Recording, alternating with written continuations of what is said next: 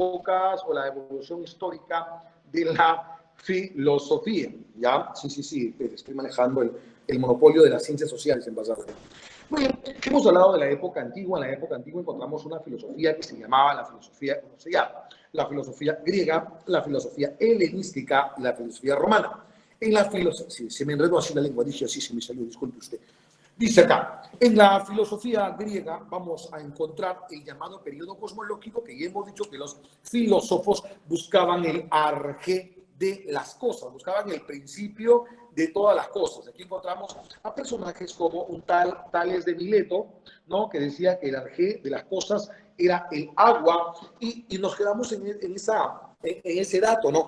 En que la filosofía no había nacido en Grecia, como se pensaba, sino que la filosofía había nacido en Asia, para ser exactos, en la península de Anatolia, en la actual Turquía, en Asia, con Tales de Mileto. Encontramos a un señor que se llamaba Anaximandro, ¿no? Encontramos a un señor que se llamaba Anaximandro. Bueno, pues si este Anaximandro hablaba acerca del apeirón. A ver, un momento que se me cayó aquí. ¿Dónde está? Ontra.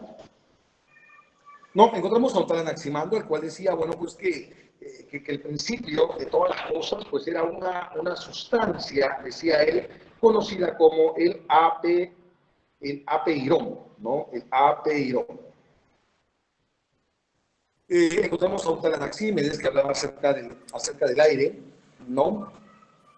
Un Heráclito que hablaba acerca del fuego, ¿no? Del devenir, ¿no? Pitágoras, que hablaba de los números, de la geometría, ¿no? El primero en hacerse llamar filósofo, un tal Parménides, que hablaba de la razón inmutable, la razón que no cambia, ¿ok? Que era lo contrario de Heráclito, ¿no? Lo contrario de Heráclito. Genofanes, ¿no? Que hablaba o que criticó mucho al politeísmo, al antropomorfismo religioso, que era tener varios dioses y tener dioses con forma humana, a un tal Zenón de Elea, que hablaba del movimiento, ¿no? La ilusión del movimiento, decía él, ¿no? Él hablaba de la famosa paradoja de Aquiles y la tortuga, ¿no? Él decía, no es cierto, decía, no, el movimiento es ilusión, decía, no, y él hacía una paradoja bastante curiosa. Él decía, hablaba acerca de la paradoja de Aquiles y la tortuga. Él hacía una pregunta, ¿no? Si Aquiles, que es un hombre muy rápido, hace una carrera con, hace una carrera con una tortuga, ¿quién gana? Ah, ya. Dice que Aquiles le da ventaja a la tortuga. Si Aquiles le da ventaja a la tortuga, ¿cuándo Aquiles alcanzará a la tortuga? Y él decía que nunca. Aquiles nunca alcanzará a la tortuga. Ah, profe, ¿cómo va a ser posible? Sí, él decía que Aquiles nunca iba a alcanzar a la tortuga. ¿Por qué? Porque decía lo siguiente, ¿no? Ellos decían de que todos comenzaban en el punto A. ¿Ya? Entonces, como todos comenzaban en el llamado punto A, entonces Aquiles le daba ventaja a la tortuga hasta el punto B. Cuando la tortuga llegaba al punto B, Aquiles recién comenzaba a correr. ¿Ya? Cuando la tortuga llegaba al punto B, Aquiles recién comenzaba a correr. ¿Ya? Recién comenzaba a correr. Pero cuando Aquiles llegaba al punto B, la pregunta es, ¿Aquiles estaba la tortuga estaba en el punto B? No. Cuando Aquiles llegaba al punto B, la tortuga ya se había movido y estaba en un punto C. ¿Ya? Cuando Aquiles llegaba hasta el punto C, la tortuga ya no estaba en el punto C. La tortuga ya se había movido y estaba ya en un punto D.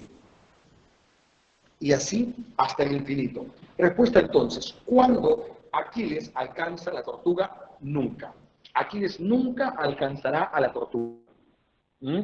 ¿Cuál es la única manera en la cual Aquiles podría alcanzar a la tortuga? ¿Cuál es la única manera?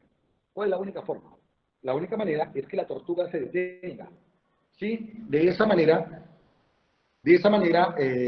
se podría se podría alcanzar Aquiles a la tortuga. Por eso a esto se le conoce como la paradoja de Aquiles y la tortuga, ¿no? Donde Aquiles jamás alcanza la tortuga, ¿no? Esto se aplica, por ejemplo, para las ciencias, para el conocimiento, ¿no? Es como, por ejemplo, un chico que está estudiando, ¿no? Y otro que no estudia, ¿no? Y la pregunta sería, ¿no? Si el que no estudia comienza a estudiar, ¿cuándo alcanzará al que venía estudiando desde antes? La respuesta es nunca. La única manera como te alcancen es que tú te detengas. Es la única manera. Si tú dejaste de estudiar, si tú dijiste, no, yo ya sé todo, ya, no, a mí nadie me gana, yo sé, tengo todo el conocimiento, los libros me los sé al revés y al derecho. Ah, te fregaste. El que venía atrás te va a alcanzar. El que venía atrás te va a alcanzar. Hay otro famoso filósofo que se llamaba Empédocles, un nombre medio curioso, que decía que el origen de las cosas eran los 4 elementos. Él decía que era inmortal. Empédocles decía que él venía de los dioses y que era inmortal. Curiosamente, Empédocles, para demostrar que era inmortal, se aventó a un volcán. Sí, a un volcán activo. Subió al cráter, ¿no? Al volcán Etna, subió al cráter del volcán Etna, llamó a toda la gente para que lo vea. Yo me voy a aventar a este volcán y voy a salir vivito y coleando porque soy un dios.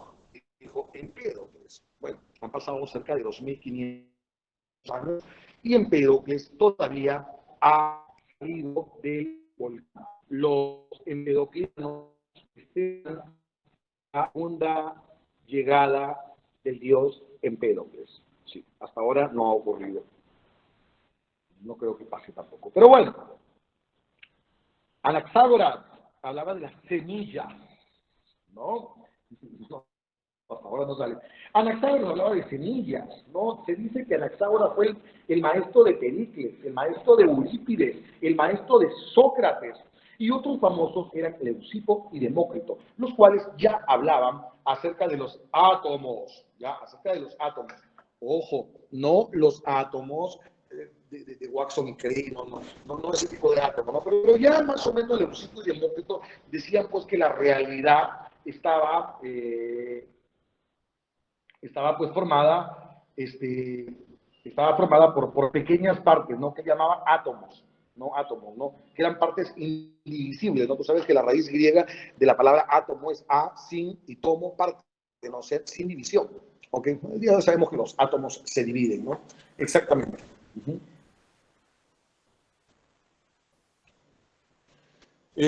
Muy bien, continuamos. Luego de eso, pasamos al periodo antropológico. ¿Cuál era la finalidad del periodo antropológico? Aquí, por favor, quiero que haga la siguiente diferenciación. En la antigua Grecia, en el llamado periodo cosmológico, buscaban el origen del universo, el arjé de las cosas. Mientras que en el periodo antropológico buscaban el fin y significado del hombre. Por eso se llama periodo antropológico. La preocupación era el hombre, ya era el hombre. Ok, así que dice acá, periodo antropológico, fin o preocupación, estudio del hombre, y tiene como representantes a los sofistas y a Sócrates. ¿Ya? Los sofistas eran personas bastante polémicas, ¿no? Aunque yo hubiera sido un sofista en esa época, porque yo cobro por enseñar, ¿ok?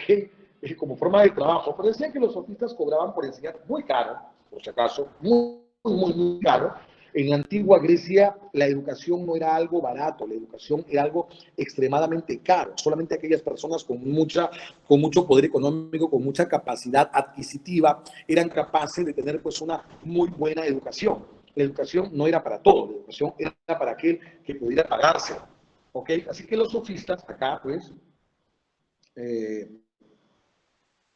sí podían, los sofistas pues estaban muy bien equipados para eso. ¿Okay? Cobraban por enseñar, eran muy hábiles en el arte de discutir. Esta es una cosa impresionante de los griegos. Los griegos eran, en general, los filósofos eran muy hábiles, tenían una capacidad de esgrimir argumentos espectaculares. ¿Ok? Eran hábiles en dar razones a favor y en contra de la misma tesis según su conveniencia.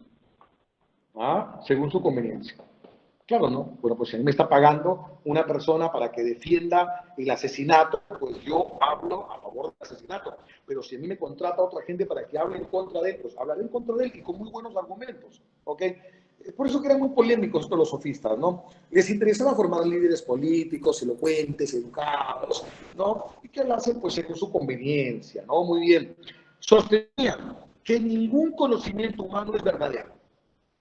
Por lo tanto, lo importante era decirle a la gente lo que le gustaba creer o aceptar. ¿Cómo se le llama a eso?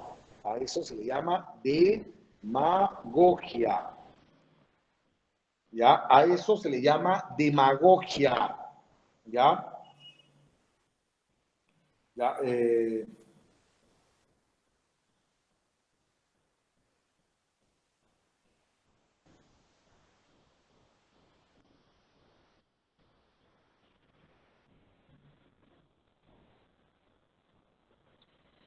Muy bien. ¿Qué es la demagogia? Mira, la demagogia es empleada hasta ahora por los políticos, ¿no? Yo me acuerdo, porque yo estuve ahí, o sea, esto no me lo contaron. No es que me dijeron, mira Mario, hay un libro, y no, yo estaba ahí ese día. A ver, yo tenía aproximadamente 15 años,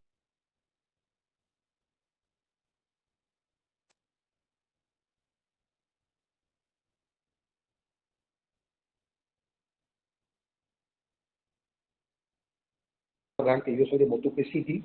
Motupe City es un distrito de todo el departamento de Lambayeque. ¿Sí o no, Úrsula? ¿Sí o no, Julio? Entonces, yo estaba allá en Motupe City y de pronto pues llegó Fujimori, pues llegó el presidente, ¿no? Y la gente corría detrás de él, ¿no? Entonces hicieron ahí una tarima, ahí en la plaza de armas de Motupe, en el parque de Motupe, hicieron una tarima y Fujimori dio un discurso. Yo estaba ahí abajito, escuchando. Entonces, antes de subir, Fujimori hablaba con el alcalde de Motupe. No me acuerdo quién era el alcalde de Motupe en esa época, pero le decía, a ver, juez, ¿cuál es la obra que ustedes quieren? A ver, ¿qué es lo que falta aquí en Motupe? Le decía Fujimori.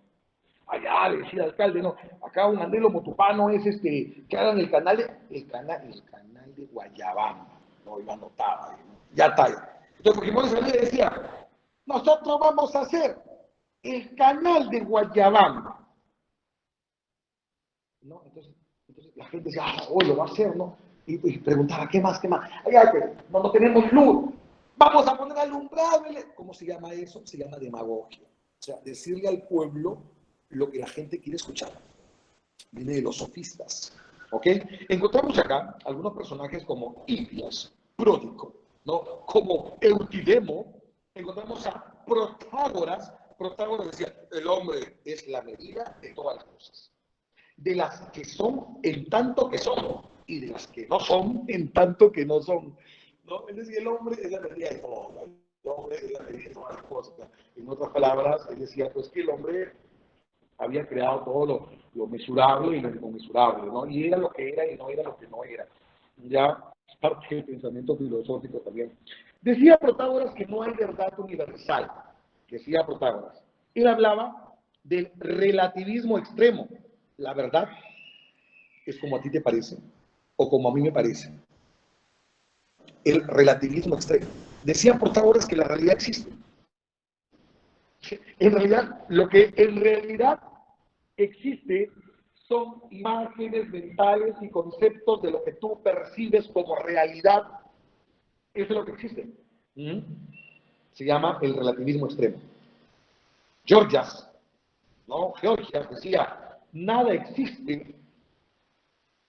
Si existiera, y si existiera, no podría conocerse. Y si pudiera conocerse, no podría comunicarse. Es el escepticismo radical. ¿Ya? Georgia decía que en realidad nada existe. Y si eso existiera, no podría conocerse, ¿no? Y si pudiera conocerse, no podría comunicarse. Así que a esa forma de pensar se le llama el escepticismo radical. Nada existe. A ver, yo me pongo a pensar, estos griegos, ¿qué fumaban estos griegos, no? Estas alucinadas, malditas, ¿no? Imagínate, ¿no? Nada existe. Si existiera, no pudiera conocerse, ¿no? Y si se conociera, no, no podría comunicarse, imagínate, una cosa de locos, ¿ya? Mm, Imagínate. Bueno.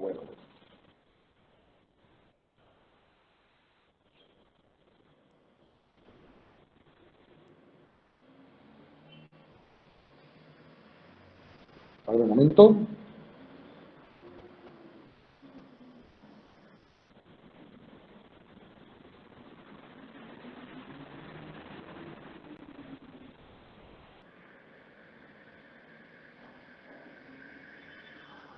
Un momentito.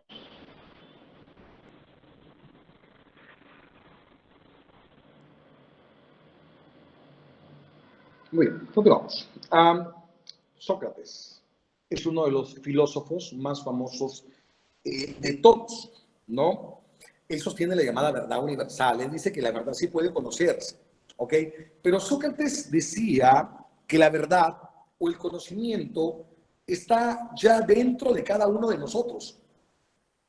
O sea, la verdad, el conocimiento ya está dentro de ti, nada más hay que sacarlo, ¿no? Hay que sacarlo de nuestro interior. Él hacía un parangón, hacía una comparación entre el conocimiento y un parto, ¿no? Sócrates decía que él hacía parir el conocimiento, que el conocimiento habría que parirlo, decía Sócrates.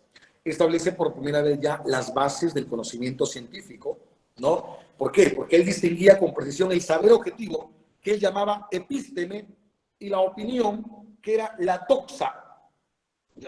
Y decía pues que entre la epísteme y la doxa no aparecía pues el conocimiento, ¿no? No entre el saber objetivo y la opinión. ¿Sí? Funda el concepto como el portador de la constante y común de las cosas. O sea, él hablaba ya de los conceptos, que es un concepto, una idea ya elaborada de alguna cosa. ¿Ok? Fundador de una moralidad autónoma, cimentada en la razón y en el logos, o sea, en la ciencia. ¿Ok? Él decía, solamente hay una virtud. Y solamente hay un mal, decía él. Solamente hay una virtud. Y solamente hay una cosa mala y hay una cosa buena. ¿Sí? La única cosa mala es la ignorancia. Y la única cosa buena es el saber. ¿Qué te explico algo? Sócrates decía,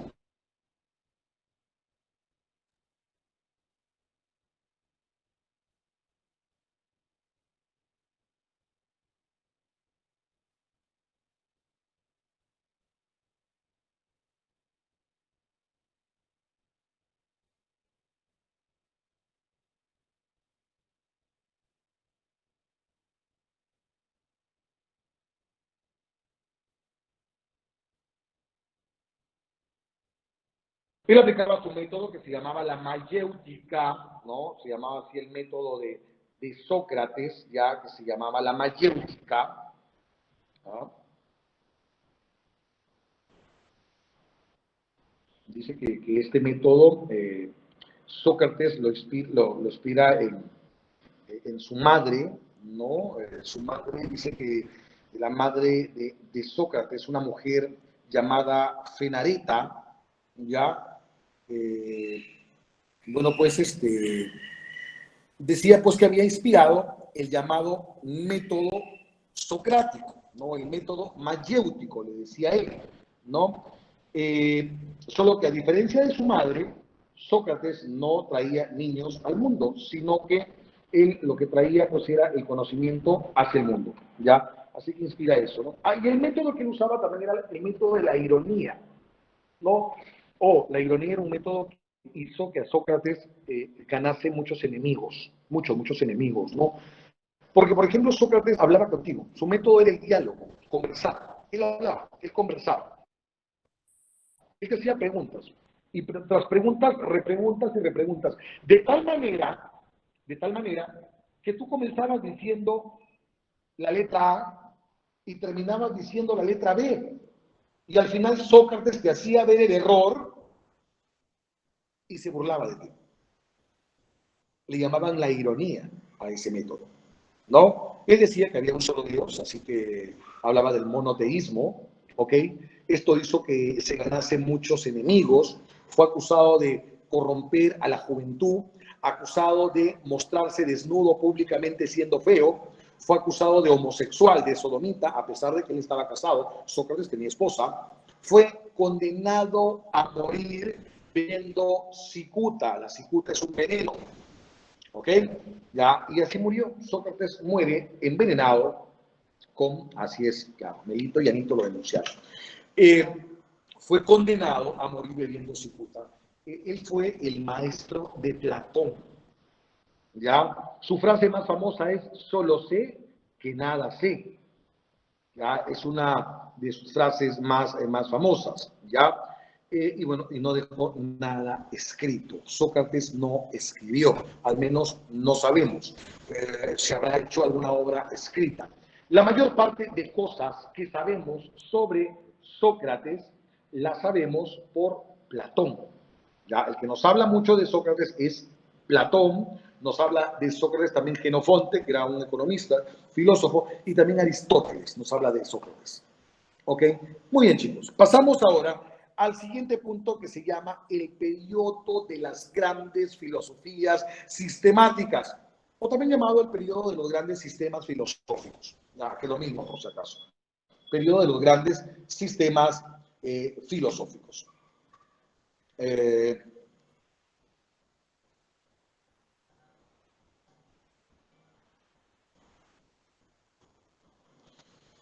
Muy bien, encontramos a Platón, ¿no? Platón es uno de los primeros en elaborar los llamados grandes sistemas filosóficos. Por favor, revisen, ¿alguien ha activado su audio? Sí, por ahí verifiquen, por favor, ¿alguien activó? Gracias, muchas gracias. ¿Ya? En el llamado periodo de las grandes filosofías sistemáticas, vamos a encontrar a Platón, ¿ok? Platón, cuyo verdadero nombre es Aristóteles, dicen, ¿no? Que en realidad Platón era una suerte de apodo, una suerte de chapa, ¿no? Dicen que Platón en realidad significa ancho de espaldas, ¿ya? Que en realidad significa ancho de espaldas. Bueno, su método es el método dialéctico, el método del movimiento, ya es el método dialéctico. El género literario que él empleó es el llamado género del diálogo, ya es una curiosidad con respecto a Platón. Platón, sus obras las hace mediante, como si fuera una conversación con alguien, ¿no? Se llama el diálogo, ¿ok?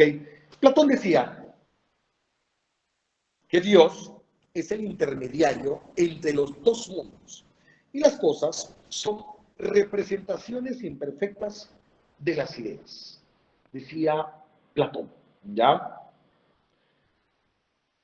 Para Platón habían dos mundos. Había un mundo sensible, o sea, un mundo que puede ser percibido por nuestros sentidos, pero que había otro mundo que se llamaba el mundo inteligible. Y el mundo inteligible era el mundo de las ideas, ¿sí? Donde están los paradigmas, ¿ya? ¿Ok? Él plantea esto mucho en el famoso mito de la caverna, ¿no? En el famoso mito de la caverna, según el denominado mito de la caverna, los humanos vivimos en una cueva, estamos encadenados a esa cueva, estamos atrapados a esa cueva, ¿no? En esa cueva hay un fogón, hay una luz, ¿no? Y afuera está todo el mundo real. Lo que nosotros observamos del mundo real son solamente sombras, nada más. Lo que percibimos de ese mundo real son las sombras de aquello que está afuera. ¿Ya? Percibimos sombras y vivimos contentos en ese mundo de sombras. De pronto alguien logra salir de, logra salir de la caverna, ¿no? Cuando esa persona logra salir de la caverna, se encuentra con el mundo real. ¿Mm? Se encuentra con el mundo real, ¿no? Con el mundo como realmente es, ¿no?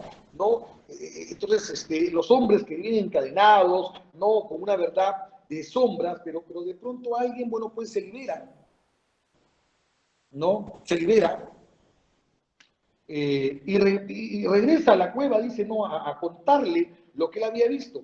Pero este hombre es motivo de burlas, todo el mundo se ríe de él, se burlan. ¿Mm? Bueno, pues al final este hombre que logró salir y les contó la verdad, finalmente son es condenado a muerte, ¿no? Por incentivar a hacer cosas que no debe, ¿no? El famoso mito de la caverna de Sócrates. Muy bien. Bueno, tiene muchas obras, perdón, mito de la caverna de Platón, no de Sócrates, ¿ya?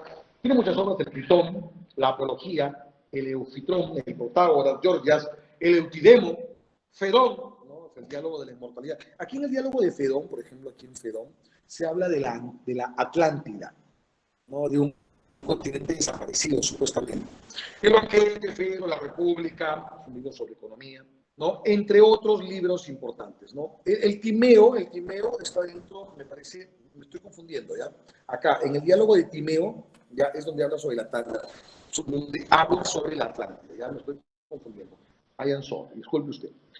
Otro gran personaje de la Grecia antigua, y también parte de las llamadas grandes sistemas filosóficos, encontramos a Aristóteles, el Estagirita, llamado el Estagirita porque había nacido en un lugar llamado Estagira, por lo tanto le llamaban el Estagirita,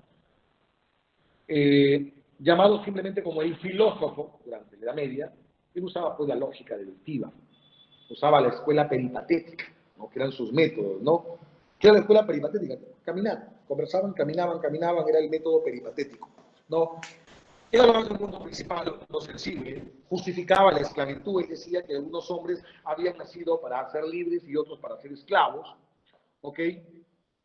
Sí, pues plantea que el ser es la sustancia formada por dos aspectos indesligables, la materia y la forma, ¿no? Que es el ilemorfismo, ¿no? La mezcla entre dos cualidades, ¿ok?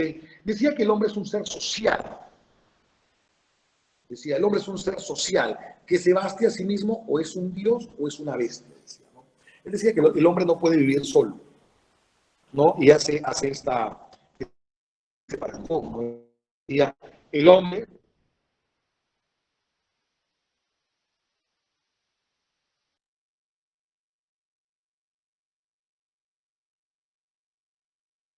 iban pues caminando, ¿no? Iban conversando, ¿no? Y todo eso. Pero hay una cosa más sobre Aristóteles, ¿no? Aristóteles decía que el conocimiento no era para todos. Así que aquellos que iban a su escuela peripatética, podían el conocimiento difundirlo, ¿no? Él prohibía eso, ¿no? Él decía que el conocimiento no era para todos, ¿no? Que era nada más para unos cuantos elementos, que no podían andar divulgando el conocimiento por ahí nada más, decía Aristóteles, ¿no? Ok, y por eso pues decía que él tiene dos tipos de libros. Los exotéricos, que eran para todo el mundo, los que él dejaba, y tenía los esotéricos, que solamente eran para aquellos que formaban parte de su escuela peripatética. ¿Mm? Así es. Bueno, pues el papi Aristóteles, como dicen por ahí, pues el papi Aristóteles, pues es el papi de todo, ¿no? Es el papá de la filosofía, de la lógica, ¿no? Y de un montón de ciencias más, ¿no? Él escribió el Organón, ese compendio de libros de lógica, ¿ya? Metafísica, filosofía, física, del ánima, la ética, la política, la economía, la retórica, ¿no? Todo un monstruo, este señor Aristóteles, ¿ya? Todo un monstruo Aristóteles. Muy bien, chicos, vamos a continuar. La filosofía helenística, que acá está unida con la romana, ya recuerden que la cultura helenística es la cultura griega ya mezclada con culturas de Oriente. La cultura helenística es cultura griega más cultura persa más cultura egipcia, ya eso ya se llama helenismo, ¿ok? Que va pues desde la muerte de Aristóteles hasta la caída del Imperio Romano de Occidente, en el año 476. ¿Ok? El fin o preocupación es consolar o tranquilizar a los hombres que estaban desesperados porque no sabían el objetivo, o cuál era la finalidad de su ser, ¿no? Y aquí encontramos pues algunas escuelas alucinantes, ¿no? Escuelas como el cinismo, ¿ya? Que decía que hablaba de una denominación despectiva, frugal, en su modo de vivir, ¿ya? Frugal, por si acaso, significa que es algo muy sencillo, ¿no? Poco abundante, ¿no? Eso es frugal, ¿ya? Fundada en Grecia durante la segunda mitad del siglo IV, los griegos Diógenes de Sinope y Antístenes son habitualmente considerados como sus fundadores. Dice que ellos reinterpretaron la doctrina socrática considerando que la civilización y su forma de vida era un mal y que la felicidad venía dada siguiendo una vida simple, de acuerdo con la naturaleza, o sea, no había que tener tanta cosa, ¿no? Etcétera, una vida simple, una vida frugal. Dice acá, el hombre llevaba en sí mismo ya los elementos para ser feliz, que no necesitaba más que un poco de comida y un lugar donde guarecerse. Nada más, ¿ok? Así que estos señores, los del cinismo, pues, despreciaban las riquezas, cualquier tipo de preocupación material, ya, de estos señores, ¿ok? ¿Ok? Aquí encontramos pues también a otros personajes como Crates de Tebas, ¿no? A su esposa Hiparquia, ¿no? A Menipo de Gádara, ¿no? Así que los cínicos fueron famosos por sus excentricidades, como Diógenes, Laercio, la composición de numerosas sátiras o diatribas contra la corrupción de las costumbres y los vicios de la sociedad griega de su tiempo. Ya dice acá que ciertos aspectos de la moral cínica influyeron en el estoicismo, pero si bien la actitud de los cínicos es crítica respecto a los males de la sociedad, la de los estoicos es de mera indiferencia. Esta es la diferencia. Mientras que los cínicos, ¿no? Mientras que los cínicos eran críticos, ¿no? A los males, a la riqueza, todo eso, los estoicos simplemente estaban igual. Eran indiferentes. ¿Ok? Y justamente hablamos ahora acerca de los estoicos, hablamos del estoicismo. El estoicismo propone suprimir los placeres materiales para alcanzar la felicidad. Eso es similar a lo cínico, ¿no? Estoico es un hombre que acepta con resignación las cosas como son, no como quisiéramos que sean, ¿no? No, a veces no dice, tienes que ser estoico, pues, ¿no? O sea, ya acepta, pues, que acepta tu realidad, ¿no? Claro. ¿No? Alguno dice, no, profe, o sea, que ¿por qué no crezco, no? O sea, que yo quiero medir, pues, quiero medir 1,80, 1,90, pero mido 1,50. No, no, bueno, tienes que ser estoico, pues, ¿no? Tienes que aceptarte como eres. No, caballero, ¿no? ¿Qué cosa vamos a hacer? ¿No? Hay que ser estoico en eso, ¿no? Caballero. Profe, pero yo soy ojón, yo no quiero ser... Bueno, te cuento, hijo, que vas a ser ojón toda tu vida. Así que solamente te queda una alternativa. ¿Qué alternativa es? A ver. ¿Mm? La única alternativa es que te aceptes. No quiero ser chiquito, dice Blondie. Briseño dice, ¿quieres crecer? Toma leche de vaca. Incorrecto, ¿ya? Incorrecto, no es cierto eso. Eso es válido solamente hasta los 5 años. Después ya no tiene sentido tomar leche. La doctrina decía para tiempos duros, una moral de aguante, ¿no? Tiempo de guerra, para los tiempos de crisis, ¿ok? Fórmula para vivir era soporta y renuncia. ¿Mm? Soporta y renuncia, ¿no? Tipo conformista, ¿no? Encontramos aquí, pues, a Zenón, a Cleanto, a Panecillo de Rodas, a Séneca. Ese Séneca, pues, era un pata totalmente pesimista, ¿no? Ese Séneca, pues, inclusive a Séneca lo condenaron, lo condenaron inclusive a morir, ¿no? Nerón lo condenó a morir desangrándose, ¿no? Séneca. Eh, decía Séneca, te digo alguna frase de Séneca, dice. Séneca decía que la vida es como una leyenda. No importa que sea larga, sino que esté bien contada. Imagínate. Séneca decía que un hombre sin pasiones está tan cerca de la estupidez que solamente le falta abrir la boca para caer en ella. Decía Séneca. La mayor rémora de la vida es la espera del mañana y la pérdida del día de hoy. Imagínate, estamos como gafos esperando el mañana cuando tenemos el hoy. Muy bien, vamos a continuar.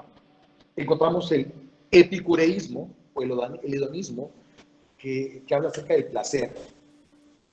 Pero ojo, no del placer que estás tú pensando, ¿no? Él hablaba de un placer que tiene que ser puro, que tiene que ser duradero, que tiene que ser estable, ¿no?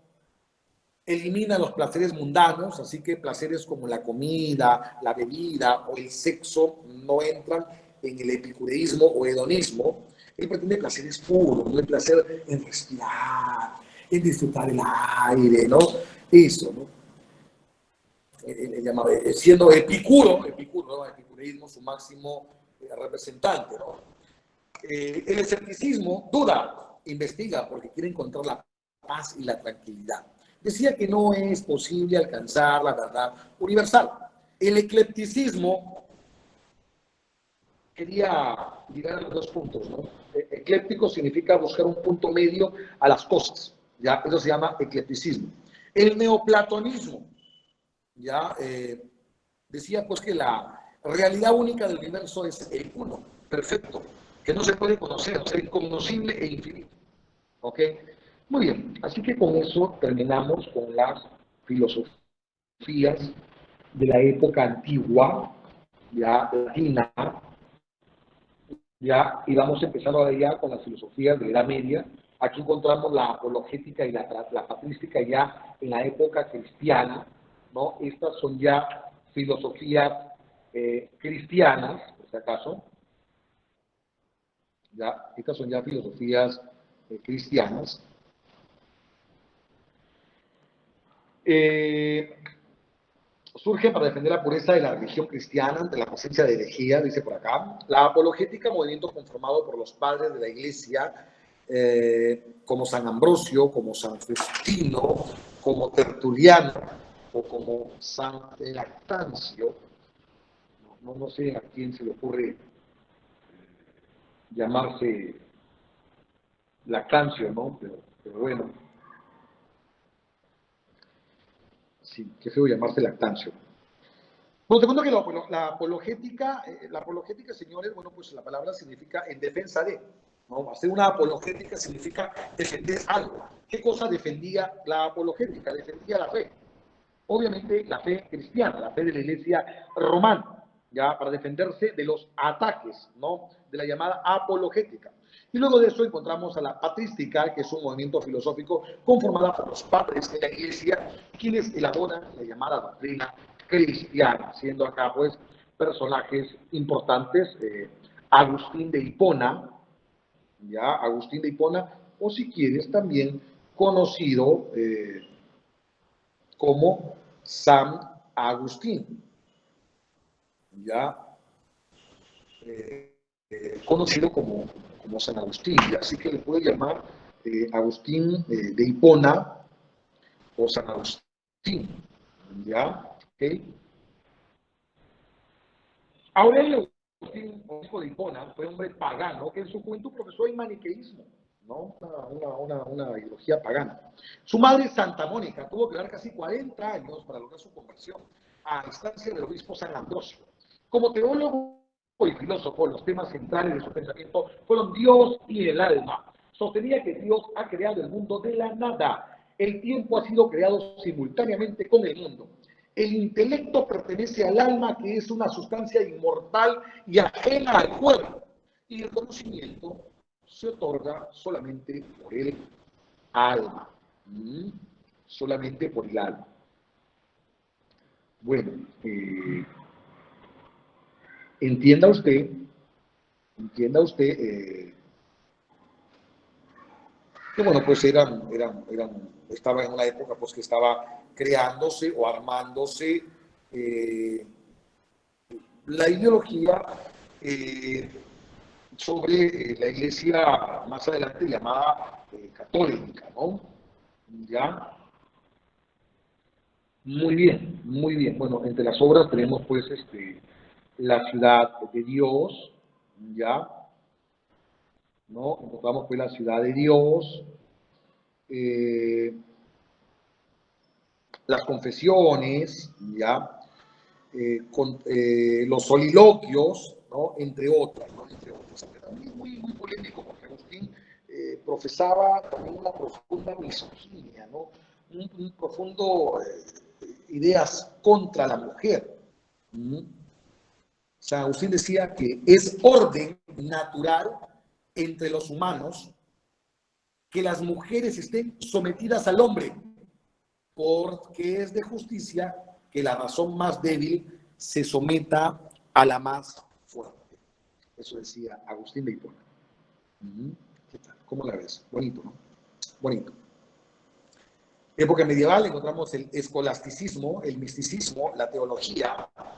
Edad media es la llamada edad de oro del cristianismo, ¿ok? Así que la filosofía va a girar en torno a la época cristiana. Se cultiva la teología, la iglesia fue la institución más importante, nace la escolástica en las escuelas conventuales y las catedralicias. Las escuelas conventuales estaban en los conventos y las catedralicias estaban obviamente en las catedrales, ¿no? Estos creadas ya por un señor llamado Carlomagno, ese tipo de escuelas, ¿no? El padre de la llamada escolástica, San Anselmo, pretendía unir la fe, o sea, el dogma, y la ciencia, o sea, la razón, ¿ok?